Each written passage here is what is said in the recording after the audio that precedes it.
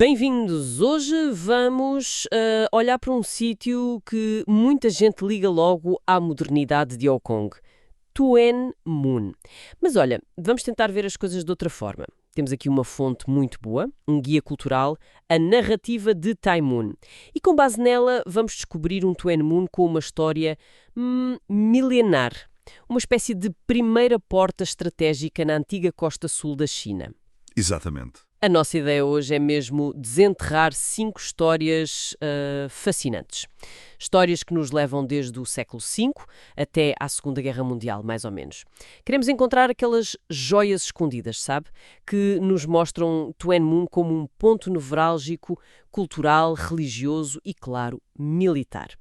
Ok, vamos a isso então. Vamos falar de monges lendários, das origens budistas, da importância nas rotas marítimas Tang e Song, das aldeias moradas, de uma base revolucionária secreta e até da resistência na Segunda Guerra. É muita coisa. É assim. E a geografia aqui é mesmo a chave para percebermos a história toda. Tuen Mun fica numa baía natural, muito obrigada por montanhas como Tsingshan e Kaohsiung. Isto fez com que desde pelo menos o século V, na dinastia Liu Song, fosse um porto vital. Essencial mesmo. Navios que vinham da Pérsia, da Índia, do Sudeste Asiático, todos passavam por ali a caminho de Cantão, que era o grande mercado. E o próprio nome, Tuen Mun, Tun Mun, significa algo como porta fortificada ou porta onde as tropas estavam. Isto já nos diz muito, não é? Sobre o seu papel estratégico desde muito cedo. Uhum. Então vamos começar pela história mais antiga, talvez a mais espiritual, as origens budistas e essa figura quase mítica, o monge da taça. Quem era ele, afinal? Bem, estamos a falar do século V, dinastia Liu Song. Este monge Pui To Jinsi, em chinês, era famoso pelas lendas à volta dele. A mais conhecida, dizem que ele atravessava rios sentado numa taça de madeira gigante, uma coisa assim meio mágica. Conta-se que chegou a Tuen Mun e se instalou no monte Tsingshan, aquela montanha a oeste. E por causa dele, a montanha ficou também conhecida como Monte Puitó. E é nesse monte, então, que encontramos um marco fundamental do budismo local? Precisamente. O mosteiro de Tsingshan, ou Templo Puitó, é de facto considerado o berço do budismo em Hong Kong, um dos 3 templos mais antigos de toda a região. E a importância é reconhecida oficialmente, claro. Estruturas como o portão principal, o Salão Mahavira, são classificadas como património histórico de grau 1. Têm um valor enorme. Mas há um sítio ainda mais especial ligado ao monge, não é? Uma dessas joias escondidas para quem visita. Sim, a gruta Puitungan é uma gruta natural. E acredita-se que foi ali que o monge viveu, que meditou. É mesmo o coração histórico do mosteiro. E aqui, olha, encontramos uma coisa fascinante. Perto da entrada da gruta, gravada na rocha, está uma inscrição. Khalsan Ichi. Quer dizer, a montanha mais alta número 1. Interessante. E sabe-se quem deixou essa marca? Foi o próprio monge. Bem, a tradição diz que foi Han Yu, uma figura muito importante da dinastia Tang, séculos depois do monge da taça. E é aqui que a coisa fica curiosa. Han Yu era um famoso erudito confucionista, um pensador, um oficial da corte, conhecido pela sua adesão muito forte aos princípios de Confúcio e, por vezes, até bastante crítico em relação ao budismo. Espera aí. Um confucionista convicto a elogiar assim o local de nascimento do budismo em Hong Kong. Isso parece um bocadinho contraditório, não? Parece, pois. E é isso que torna a inscrição tão intrigante. O que é que a caligrafia dele está ali a fazer? Talvez, talvez sugira que nas periferias do Império Tang, como Tuen Mun era na altura, as fronteiras entre as diferentes correntes, confucionismo, budismo, talvez taoísmo, fossem mais fluídas. Podia haver um intercâmbio cultural ou um respeito mútuo que não se faria tão facilmente lá nos centros de poder, percebe? Que perspectiva interessante sobre essa coexistência cultural. E a beleza natural do Monte Tingshan também era famosa, certo? Já na altura. Sem dúvida. Tanto que o Rasto Imortal de Puitô era uma das chamadas 8 vistas cênicas de Xinan. Era uma espécie de guia turístico histórico ali dos séculos XVIII, XIX. Portanto, esta história não só nos dá as raízes budistas de Hong Kong, mas também eleva Tuen Mun. Torna-a um local de profundo significado espiritual e, claro, de grande beleza natural. Um ponto de partida excelente para quem quer explorar essa dimensão da história local. Avançando uns séculos, então, chegamos às dinastias Tang e Song, séculos 8 a 12.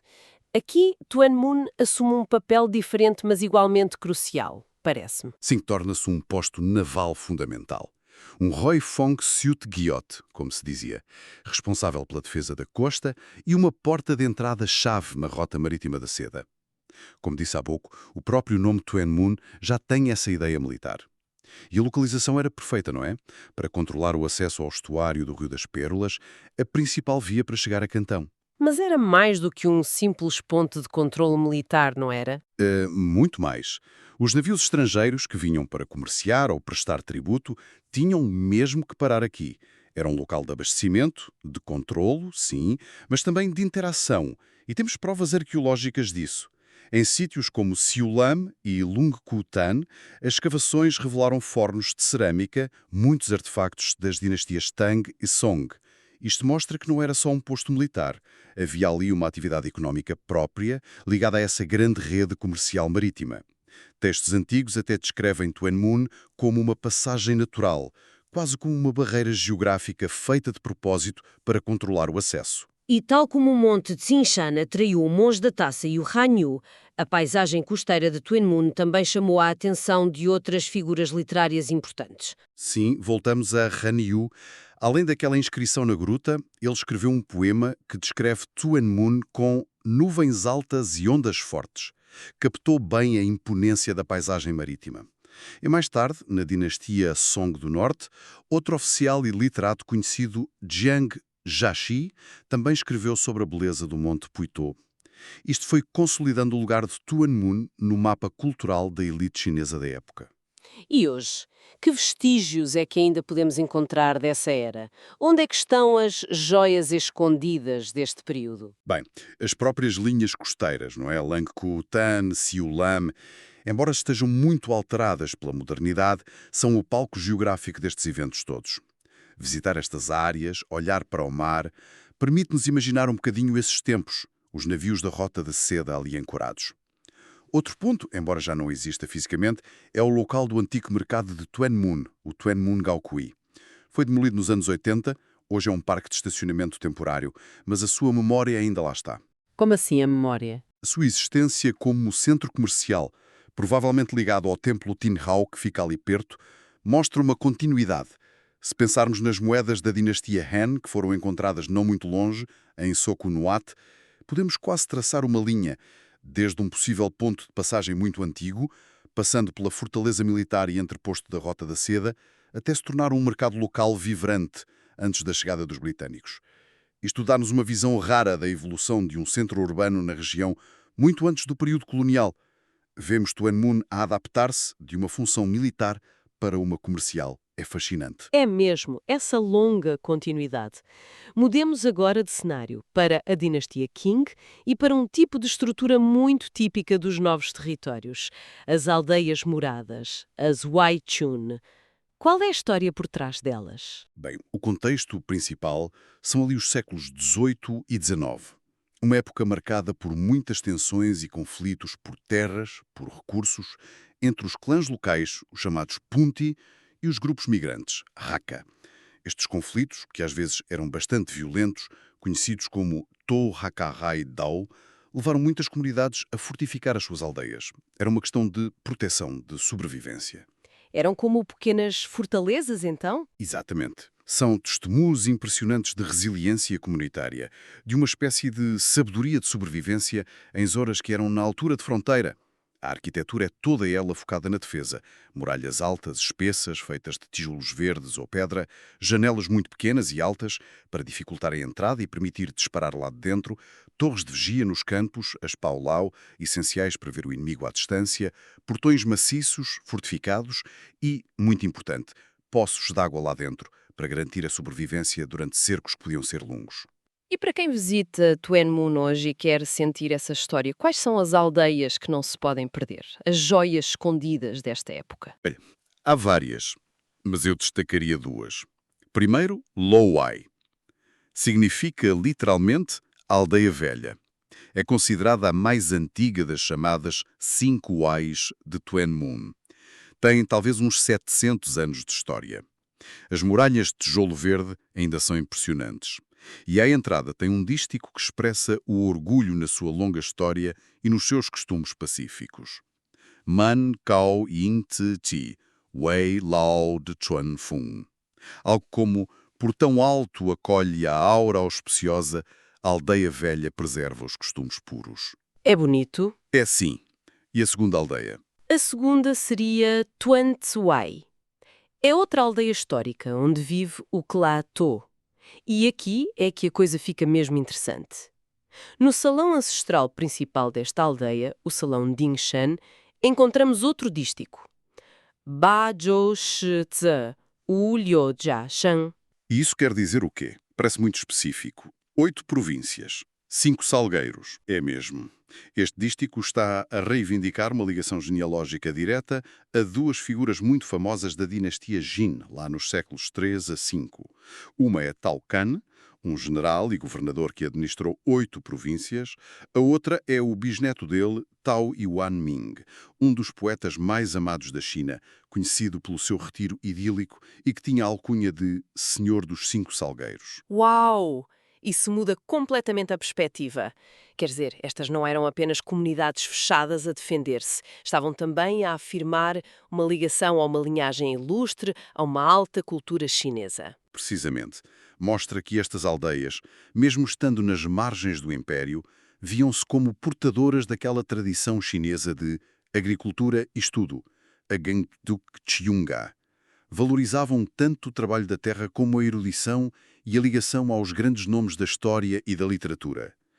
Para quem se interessa pela cultura tradicional chinesa, pela arquitetura defensiva, pela genealogia, visitar estas aldeias é como mergulhar num mundo fascinante. É uma experiência muito rica. Vamos dar outro salto no tempo, para uma época bem mais recente e, confesso, surpreendente para mim neste contexto. O início do século XX e a Revolução Xinhai, a que derrubou a última dinastia chinesa. Qual foi o papel de Tuan Mun nisto tudo? Foi um papel secreto, mas importante. Por volta de 1901, um comerciante rico que apoiava as ideias revolucionárias de Sun Yat-sen, chamado Li Keitong, estabeleceu uma quinta numa área bastante remota de Tuan Mun, em Ramshekwan. Chamou-lhe Quinta de Tsingshan. E imagino que não fosse uma quinta dedicada só à agricultura. Nem pensar. Era uma fachada, claro. A sua verdadeira função era servir de base de apoio logístico para os revolucionários anti-Qing. Armazenavam armas, ali treinavam militantes, davam refúgio a camaradas que fugiam da repressão no continente depois de tentativas de revolta que tinham corrido mal. Hong Kong, que na altura sob administração britânica, oferecia uma relativa segurança para estas atividades. E a localização da quinta não era só remota, era também estratégica, ligada a rotas marítimas que já eram usadas há séculos. Isso facilitava o movimento discreto de pessoas e de material vindo do continente ou até do exterior. E existe alguma joia escondida ligada a esta história de intriga e revolução? Existe sim, e ainda mais discreta. A casamata de Apaknai foi construída por outro revolucionário, Tang Yamnam, numa área ainda mais isolada chamada Longzhou Tsuan. A ideia era ser um posto avançado de apoio à Quinta de Tsingshan e também um refúgio mais seguro caso as coisas corressem mal. Um plano B, digamos. E o que é que resta dessa casamata hoje? Pode-se visitar? A estrutura ainda existe, sim, e é um monumento declarado, o que reconhece o seu significado histórico. É um edifício relativamente simples, retangular, de tijolo verde, com 2 pisos e um mezanino. Mas as características defensivas são claras. Tem seteiras, janelas cônicas que permitiam vigiar uma área muito vasta e disparar com alguma proteção. E a localização era ideal. Muito remota na altura, virada para Deep Bay, com praias longas, muito mato, denso, perfeito para esconderijo e para uma fuga rápida por mar, se fosse preciso. É incrível pensar nesse contraste. Essa história secreta, perigosa, e a imagem que temos hoje de Rapaknai, que é famosa pelos pôres de sol espetaculares, um sítio super popular para fotografia, para passeios românticos. Exatamente. Por isso, uma visita a Rapaknai hoje pode ser uma experiência dupla. Pode-se começar pela beleza natural, que é inegável, e depois encontrar este pequeno edifício que nos transporta para um tempo de revolução, de clandestinidade. E, curiosamente, não fica longe de um antigo templo dedicado a Tin Hau, a deusa do mar, em Ratsuen Shakong, Tsuen. Isto talvez sugira como estes revolucionários se misturavam ou usavam as estruturas sociais e religiosas locais para terem alguma cobertura e apoio logístico. É interessante pensar nisso. A nossa última história leva-nos a outro conflito global, a Segunda Guerra Mundial, e Tuan Mun volta a ter um papel estratégico, pelos vistos. Sim, desta vez na resistência contra a ocupação japonesa. A área de Lung-Kutan, que já vimos que foi importante na Rota da Seda, tornou-se um centro de operações para a guerrilha do batalhão independente Hong Kong Kowloon, o Gonggao Dai Tioi, nos novos territórios ocidentais. Havia um forte sentimento patriótico na área. Muitos aldeões locais juntaram-se à guerrilha, claro, usando o seu conhecimento do terreno, que era fundamental. Há nomes que são recordados como Liu Chip-ping, pela sua participação ativa. Mas também houve sacrifícios. Um aldeão, Liu Fats-tse, é lembrado como um dos 115 mártires do batalhão que morreram em combate. Estas histórias são importantes porque mostram que a população local, especialmente nos novos territórios, não foi só espectadora. Participou ativamente na defesa e na resistência. E há algum local hoje que comemore essa memória? Uma joia escondida desta história de resistência mais recente? Sim, e é relativamente recente. Foi erguido em Lung Kutan um posto de vigia simbólico, um Liu Mong Toi e um monumento memorial para homenagear precisamente estes heróis de resistência. E o que é que torna este memorial especial? Além da homenagem em si, claro. Bem, a localização do posto de vigia é muito bem escolhida. Oferece uma vista panorâmica sobre a área onde muitas das operações da guerrilha aconteceram, as águas de Deep Bay, os bancos de areia, as ilhas ali perto, como o Lung Ku Chau. Permite quase visualizar as táticas de guerrilha, como é que eles usavam o terreno para vigilância, para emboscadas, para se movimentarem. E isto, lá está, leva-nos a refletir sobre a continuidade histórica. Como assim a continuidade? Repare como este papel de Lung Kutan na Segunda Guerra Mundial como um ponto de defesa e resistência ecoa, de certa forma, a função original de Tuan Mun como posto de defesa naval lá nas dinastias Tang e Song. Séculos depois, em circunstâncias muito diferentes, a geografia e a localização continuavam a ditar a importância estratégica de Tuan Mun como uma porta a ser defendida na costa sul da China. É um padrão que se repete. Que viagem incrível fizemos! Mais de 1000 anos de história em Tuan Mun. Começámos com um monge budista na sua taça, passámos pela porta da Rota da Seda com os seus ecos literários, vimos as aldeias moradas como símbolos de resiliência, descobrimos a base secreta dos revolucionários e, por fim, homenageámos os heróis locais da resistência. Fica-me mesmo claro que Tuan Mun é muito, muito mais do que aquela imagem moderna que a maioria das pessoas tem. Sem dúvida. E o conjunto destas histórias, acho eu, desafia um pouco a narrativa histórica tradicional de Hong Kong, que muitas vezes começa ali na ilha de Hong Kong, com o período colonial britânico. O que esta exploração nos mostra é que os novos territórios ocidentais, e Tuan Mun em particular, não foram uma periferia esquecida. Pelo contrário, foram um ponto de partida histórico crucial para muitas coisas. Para a expansão marítima chinesa inicial, para o estabelecimento do budismo na região, para a resistência local contra ameaças externas e até para a atividade revolucionária que acabou por mudar o curso da história chinesa. Tuan Mun foi de facto uma porta com muitas faces ao longo dos séculos. Foi uma porta religiosa, o local de entrada do budismo. Foi uma porta de defesa, desde a fortaleza naval Tang Song até à resistência na Segunda Guerra. Foi uma porta de resiliência, que vemos nas aldeias moradas e na capacidade de sobrevivência dos clãs locais. E foi também uma porta na liberdade, como base para revolucionários e como frente contra a invasão. É uma visão muito poderosa dessa identidade histórica. E isto deixa-nos com uma última reflexão, talvez para quem nos ouve. Fica a pergunta no ar. Como é que conhecer estas raízes profundas, descobrir estas joias escondidas que fomos encontrando pelo caminho, pode mudar não só a nossa percepção de Tuan Mun, mas talvez a forma como entendemos a própria identidade e a narrativa histórica tão complexa de Hong Kong como um todo? Fica a questão para pensarmos.